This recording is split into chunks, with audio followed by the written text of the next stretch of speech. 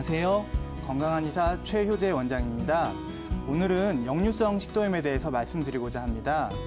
불규칙한 식생활 습관과 스트레스로 인해서 현대인의 병이라고 불리우는 역류성 식도염은 최근에 그 증가세가 많이 늘고 있는데요. 위산이 역류해서 생기는 질환인데요. 위장은 위산을 보호할 수 있지만은 식도는 위산을 보호할 수 없기 때문에 여러 가지 증상들이 생기게 됩니다. 그렇다면 역류성 식도염의 증상에 대해서 한번 말씀드리겠습니다. 첫 번째는 가슴이 답답하고 뻐근하고 흉통이 오는 경우가 있는데요. 가슴이 타는 듯한 증상을 느끼는 경우가 있고요. 두 번째는 소화불량이 있습니다. 속쓰림이 있거나 신트림이 나거나 아니면 속에서 신물이 올라오거나 하는 소화불량 증상이 있을 수 있습니다. 세 번째는 목 이물감이 있을 수가 있는데요. 목에 뭔가 모르게 불편한 느낌이 있으신 분들이 계세요. 이제 한의학에서는 매핵기라 그래서 가래를 뱉어도 불편한 느낌이 있고 가래를 삼켜도 불편한 느낌이 있는 거를 매핵기라고 합니다. 이러한 증상도 역류성 식도염 관련 증상이고요. 이러한 역류성 식도염 관련 증상이 방치를 하게 된다면 또 어떠한 증상이 생길 수 있을까요? 역류성 식도염 증상을 방치를 하면은 첫째, 쉰 목소리, 목소리 변성이 올 수가 있습니다. 목에 지속적인 자극으로 인해서 염증이 생기는 경우가 있는데요. 그런 경우에는 목소리가 변성이 오고요. 또한 기침을 하는 경우가 있습니다. 지속적으로 식도에 염증 때문에 목에 자극이 와서 밤에 누워서 자려고 할 때 기침 때문에 잠을 못 주무시는 경우가 있습니다. 또한 이제 구취가 오는 경우도 있습니다. 구취는 보통 이제 치아 질환이나 아니면은 편도 결석 같은 질환에서도 올 수 있지만은 저 하수구에서 올라오는 냄새처럼 위장이 안 좋을 때도 구취가 오는 경우가 있습니다. 마지막으로 발해식도라는 질환이 있는데요. 식도의 점막이 변형되는 것인데 식도암의 전 단계일 때 이런 증상들이 오니까 역류성 식도염 증상이 있다면은 미리미리 치료하시는 게 좋겠죠. 그렇다면은 역류성 식도염의 진단은 어떻게 할까요? 일단은 역류성 식도염 진단은 증상을 가지고 합니다. 아까 처음에 말씀드린 그런 증상들이 있다면은 역류성 식도염을 의심할 수가 있고요. 또한 위 내시경을 통해서 진단을 내릴 수가 있습니다. 물론 위 내시경에서는 50%에서 60%의 확률로 진단을 내릴 수가 있으니까 어떤 규칙적인 증상과 내시경을 통해서 진단을 내릴 수가 있고요. 또한 이제 식도에 위산을 분비를 식도 pH 검사라고 해서 추가적으로 검사하는 방법도 있습니다. 참고로. 그렇다면은 역류성 식도염의 원인은 무엇이고 그 악화 요인은 무엇인지 한번 말씀드려 보겠습니다. 일단은 위장이랑 식도랑 연결이 되어 있기 때문에 하부 식도에 관략근이 약화되어 있을 때 위산이 역류하는 상황이 만들어집니다. 하부 식도 관략근 약화가 직접적인 원인이고요. 위장 상태가 역류성 식도염의 어떤 악화 요인이 됩니다. 그래서 어떤 식생활 습관이 굉장히 중요한데요. 일단은 위장은 음식물을 직접 맞닿는 곳이기 때문에 음식물이 제일 중요합니다. 그래서 너무 기름진 음식이라든지 너무 매운 음식, 밀가루, 인스턴트, 커피, 술 이런 것들을 너무 과다하게 드신다거나 야식을 너무 과다하게 드신다거나 불규칙한 식생활을 하시면은 역류성 식도염의 악화 요인이 되고요. 또한 식후에 바로 들어눕거나 앉으시는 분들이 계세요.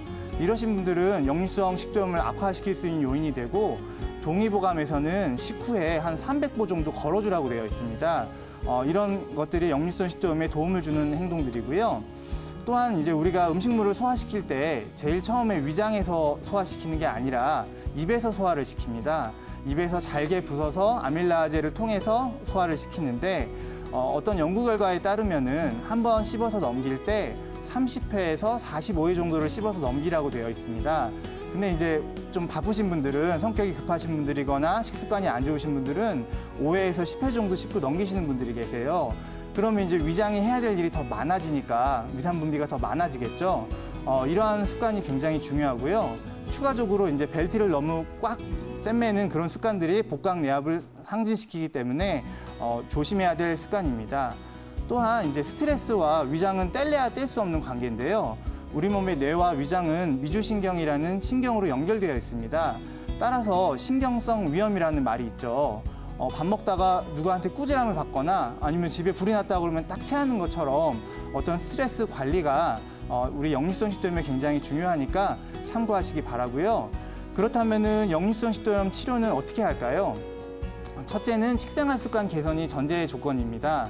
약물요법으로는 양방에서는 일단은 위장 운동을 개선시켜주는 위장 운동 기능 개선제를 투여하고요. 또 옛날 어머니들 속 쓰릴 때 소다 찾듯이 위산을 중화시키는 제산제를 투여하기도 합니다.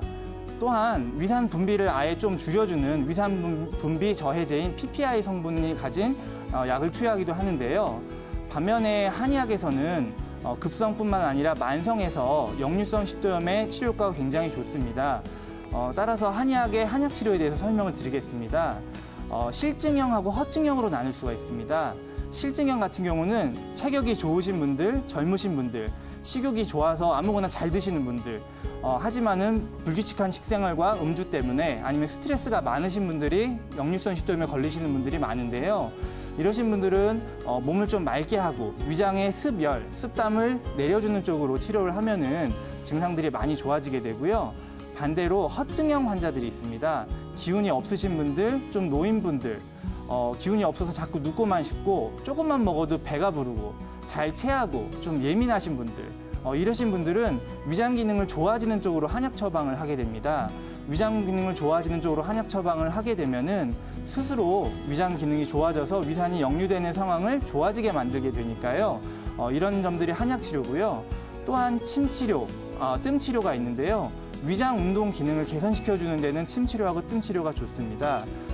또 이제 속이 안 좋으실 때 가끔 환자분들 중에서 등이 불편하시다고 하시는 분들이 계세요. 이제 그 속옷, 여성 속옷 끝 딱 닿는 부위가 등인데 그 흉추랑 위장이랑은 신경으로 연결되어 있습니다. 따라서 흉추 교정을 한다던가 아니면 위장에 직접적으로 효과를 볼 수 있는 약침 치료를 한다면은 더욱더 치료가 잘 될 것입니다. 역류성 식도염은 사실 한의원에서 굉장히 치료가 잘 되는 질환입니다. 하지만 환자분들이 잘 몰라서 상의하시는 분들이 많지는 않은데요. 만약에 제가 아까 말씀드린 증상들이 있다면은 한번 내원하셔서 꼭 상의해 보시기를 바랍니다. 지금까지 역류성 식도염 관련해서 최효재 원장이었습니다. 감사합니다.